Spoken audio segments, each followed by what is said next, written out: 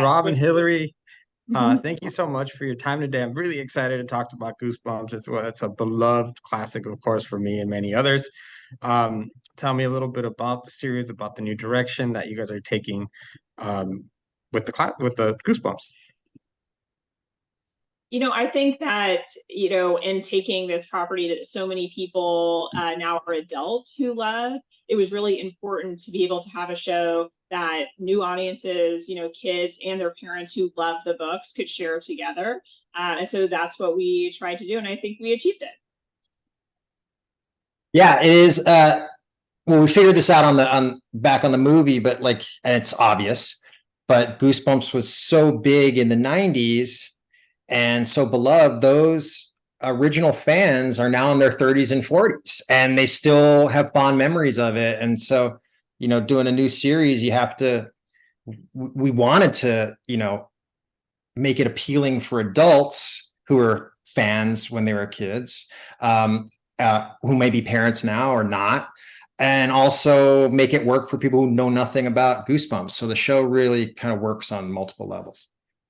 So how does that conversation start? Because I mean, we have the books that are very beloved, then we have the series super beloved. My daughter, her first exposure to Goosebumps was with the movie, and so that's kind of what she thinks of Goosebumps. And of course, then later she's doing the books and whatnot, and then we introduced her to the classics. How do you make sure that you're able to? I mean, it just seems like such a tough task to try and please various generations to kind of bring them all together to the property. I don't know. I think our first move was to please ourselves and make sure it's something we would want to watch. Ultimately, I think that's sort of the best advice for any of that stuff. And then, there was just a lot of really talented people. Hilary ran an amazing room, and people brought a lot of different perspectives. And, we constantly wanted to elevate the material. And I think, one of the things I love about those Goosebumps books was how they never pandered to kids. Like R.L. Stine wrote, Stephen King level horror, but made it accessible to a younger reader, but he never pandered to them. And so I think that's baked in to what we were trying to do. And hopefully people respond to it. Yeah, and the Goosebumps books, even though it might be a story about a dad who's become a plant in the basement, there's always kind of a bigger takeaway from that. And so I think we really tried to tap into what is the kind of deeper feelings and fears that those Goosebumps books bring out. And that's kind of what we use to help drive us to tell a story that can be enjoyed by adults too. Yeah, I really did enjoy the way that you guys approached it. At first, I went in thinking, oh, these are episodic, and so the first episode kind of was like, what? Like nothing's really happened. What's going on? But once I saw, I was like, okay, we're laying a foundation. This is actually growing. They're still kind of episodic, but there's a bigger story to tell with this great cast. And I love how we're going back and forth time wise to like, oh, this is all happening almost at the same time with all these different elements from all these different books. And the next thing I know, I was like, whoa, I was like, this is really, really done very smart. How when it comes to storytelling, do you guys go through like maybe put them all on the wall and kind of picked which of the elements, like the haunted mask or maybe say cheese and die, which ones were going to work best for linear story altogether, or how did that work? Those first sort of five, like the original concept when we were out and about selling the show was to take five of the books, and because we couldn't do an anthology, we wanted to make it serialized.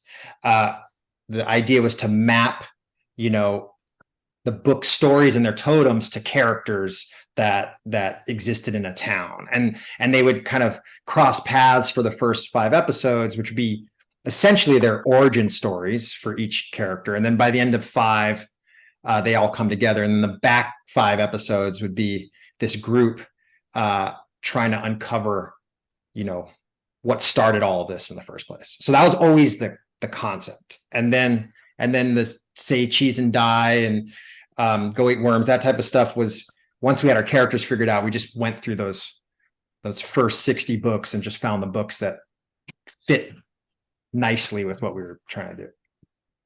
So each character is kind of tied to a Goosebumps title, and then those all kind of come together in a larger mystery, that they're trying to uncover. And that was kind of the new addition that Rob and Nick brought, was this big mystery concept and tying all of them together. Yeah, I really like that. I like the fact that it was more of a personal story for each of them, and they have this element that they need to overcome. But just like you guys are trying to bring together generations, I also really enjoyed the way that you did that in the series with the parents having to deal with it, and so in a way it all ties in together. But I did want to ask you about how nice was it to have Justin Long really kind of almost anchor it and kind of give it that horror validity, because we've seen him in like Jeepers Creepers, in Barbarians and a lot of other horror movies where it's like if you see him, you're like, okay, this is gonna be this is a horror horror movie. And then also you have like Rachel Harris on there, along with these great young cast that I thought did very well. Yeah, man, the cast, like, they elevated it. I mean, they took it to that next level. It's amazing. We got so lucky with the cast, and yeah, Justin's incredible. I mean, we grew up with Justin from all the way the Dodgeball, Galaxy Quest days, all the way to Barbarian, which is like blew my mind. I love that movie so much, and his range is so incredible. And we just kept leaning into all the things he could do. I mean, he does like this incredible, it's an amazing performance. I don't know how many episodes you've seen so far, but he goes from comedy to terrifying to, charming. Within a matter of seconds, he can go from making you laugh to being terrifying, which is quite a skill. Yeah, it's amazing. Yeah. Sorry, saying the word anchor, is a good way to describe Justin. Just on the set as well as on the screen, just for all of the actors, which is the experience that he has in comedy and drama, and that everybody could look to him, and just kind of the attitude that he had about making sure that everything was always the best version it could be, asking the hard questions, and that was such a good example to set for a lot of the other actors as well.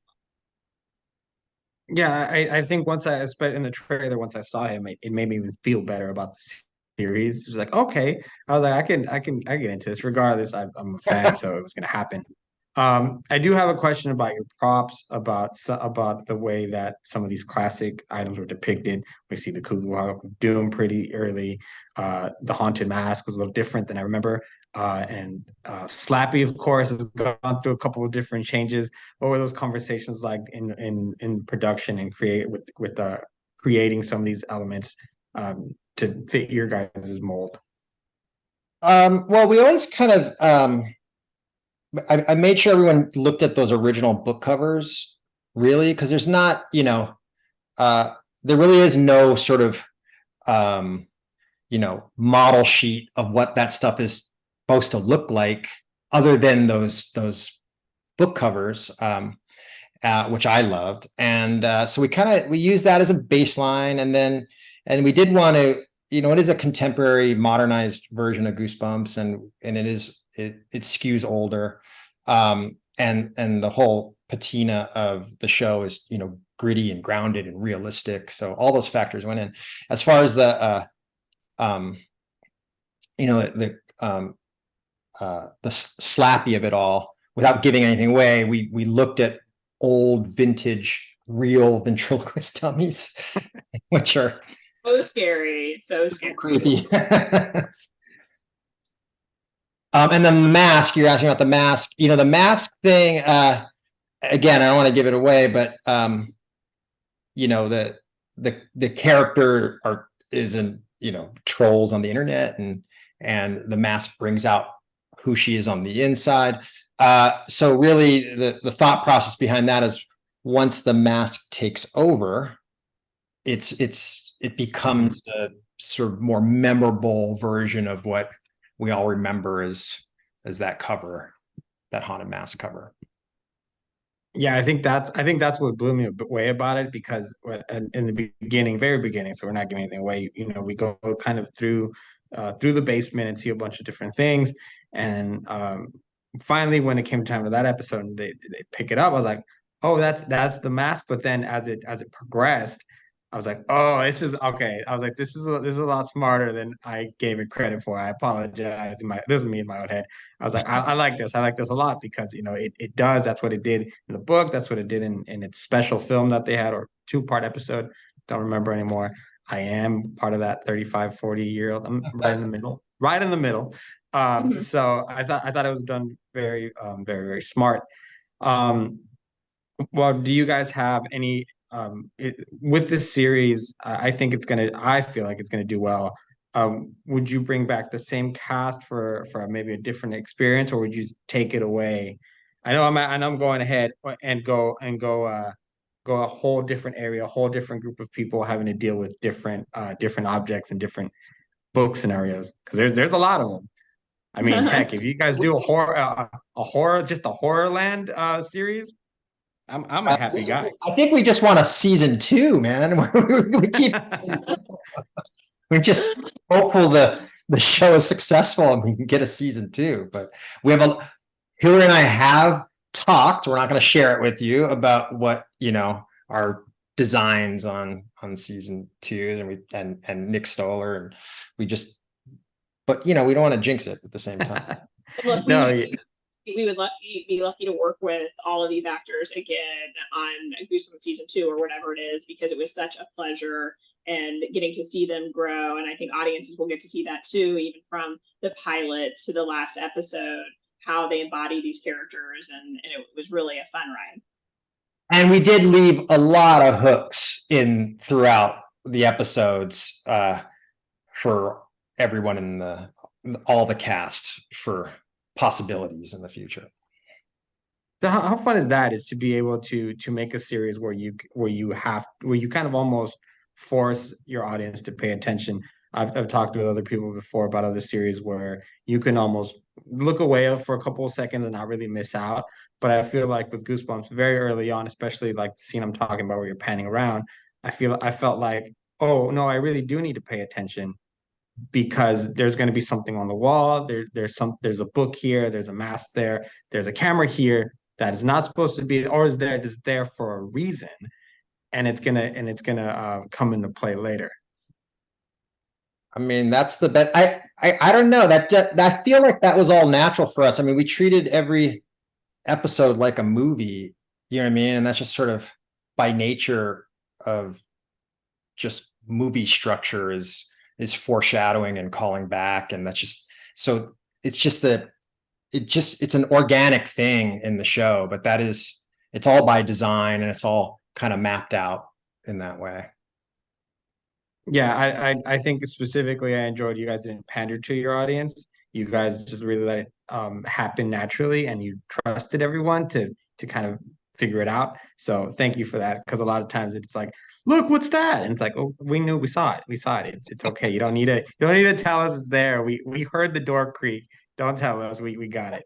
Um, Rob, Hilary, thank you so much for your time. I appreciate it. As a big fan of the franchise, thank you for your work and congratulations on the series.